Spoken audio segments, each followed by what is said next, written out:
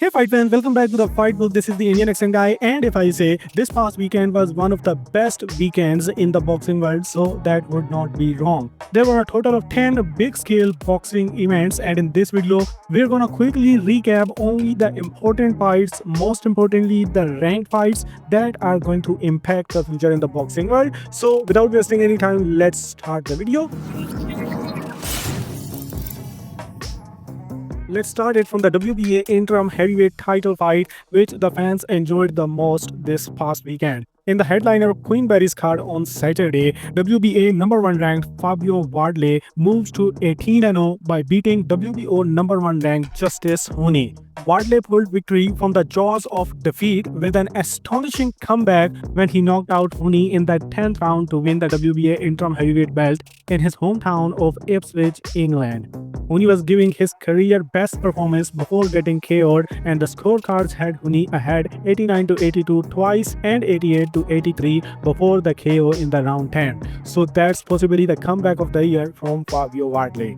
Anyway, the fight is over, but the drama has begun as Team Huni is protesting against the KO loss over a fast count, which I don't think is needed. But it is what it is. As per WBA, Wardley will now be ordered to face Kubrat Pillai versus Michael Hunter winner on August 23rd later in 2025. In the co-headliner of the card, WBA number 9 ranked heavyweight Nelson Hayesa moved to 23-0 by knocking out Patrick Corday in round 2.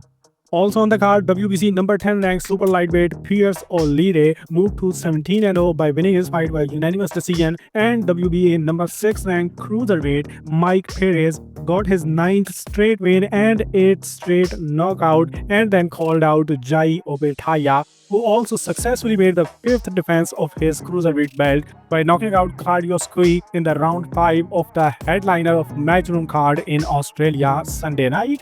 Obetaya moves to 28-0 and is targeting a unification fight against Gilberto Ramirez next.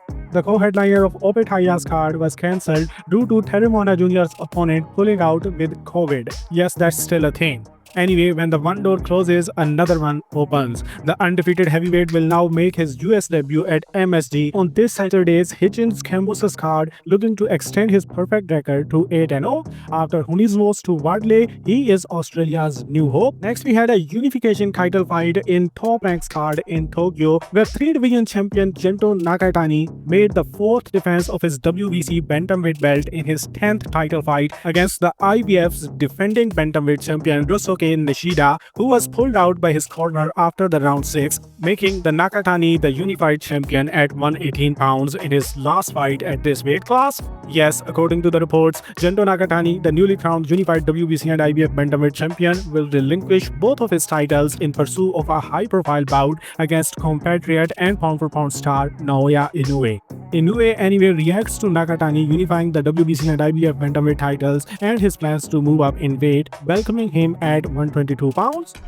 As far as Nishida is concerned, it is rumored that he is also moving up, but no confirmation yet. The IBF bantamweight mandatory challenger Jose Salas had stepped aside to allow Nishida to unify the belts against Nakatani, so expect Nishida versus Salas next for the IBF belt, while the WBC bantamweight title fight will be ordered between number 1 ranked Tenshin Nasukawa, who beat WBA number 6 ranked Victor Santalin in the co-headliner of the event via unanimous decision, versus WBC number 2 ranked Juan Francisco Estrada, who is coming back from BAM loss next weekend in a showcase bout. Anyway, there was one more ranked bantamweight fight on the same card where WBA number 7 ranked Riku Masuda moved to 8-1 when he knocked out WBA number 11 ranked Michel Benquez in the round 1.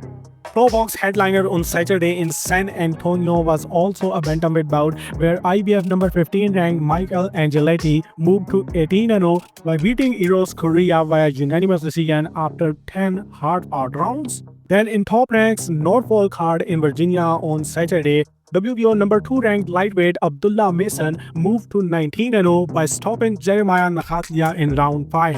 Nakatlia claimed that he cannot see out of his eye, and the ringside doctor recommends that the referee stop the contest at the beginning of round 5. In another sharp performance, Abdullah closes in on a world title.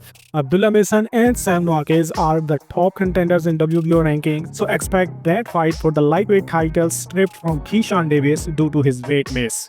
Anyway, Keyshawn Davis could not fought in his hometown due to weight miss, but his brother Calvin Davis fought in the super lightweight bout, and he also lost his fight via majority decision to Nahir Albright. Nahir claims that Keyshawn Davis and his brother Keon Davis, who also fought on the card and moves to 4-0 with round 2 knockout, tried to jump him in his locker room after he beat their brother Calvin Davis. ESPN footage from backstage shows some of the incident, where after the event, police were called and Keyshawn Davis had to be escorted out of the Scope Arena in his hometown of Norfolk. Anyway, in one of the undercard bouts, WBO number 6 ranked middleweight Troy Isley moved to 15-0 by beating Estondi Williams, and this was his third straight unanimous decision win. Next, the boxers card on Saturday was headlined by WBA number 7 ranked super middleweight Callum Simpson against Ivan Zuko, who draws the first blood in the opening round with a shock knockdown in what was an electric opening round. Anyway, Simpson rises through adversity to pull off a huge stoppage win via round 10 KO despite being dropped twice in the process in Banse. In the co-headliner in the same division, IBF number 6 ranked super middleweight Mark Jeffers lost his showcase bout against Sean Hemphill, who took the decision win after both fighters went to war for 10 grueling rounds. Jeffers vs Simpson was there to make, but the boxers tried to script boxing and the fight is now gone. Anyway, in one of the undercard bouts, WBA number 15 ranked featherweight Rais Edwards moved to 17-1 and came back into the win column after losing his oath to Peter McGrail in December 2024 by beating Thomas S. Somba via unanimous decision. Anyway, there was Eye of the Tiger management card in Montreal, Canada on Thursday, where WBA number 3 ranked light heavyweight Albert Ramirez moved to 21-0 by beating the previously undefeated Michael Alan Flannery with a beautiful uppercut in round 2. He is ranked in top 5 in all 4 organizations, so the title shot is coming soon. In one of the undercard bouts of this card, WBC number 9 ranked super lightweight Arthur Mobladin Vyarslanov moved to 19-0 by dominating Antonio Collado, scoring multiple knockdowns on the way to a round 3 stoppage win. Then in Weatherman Boxing's card on Friday, WBO number 4 ranked Josh Kelly returned in the headliner, and he stops the hopelessly overmatched Flavius B in round 1 in Newcastle.